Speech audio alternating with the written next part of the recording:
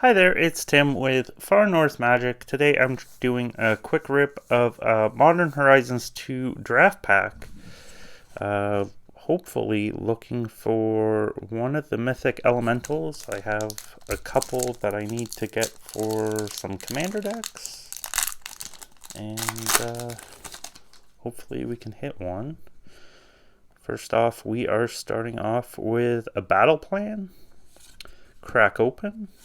Lose focus, late to dinner, piercing rays, Tanglepool Bridge, Dahada's Ploy, Dark Moss Bridge, Arcbound Mouser, Foundry Helix, Captain Ripley Vance as the first uncommon. We got Underworld Hermit, Scuttletide.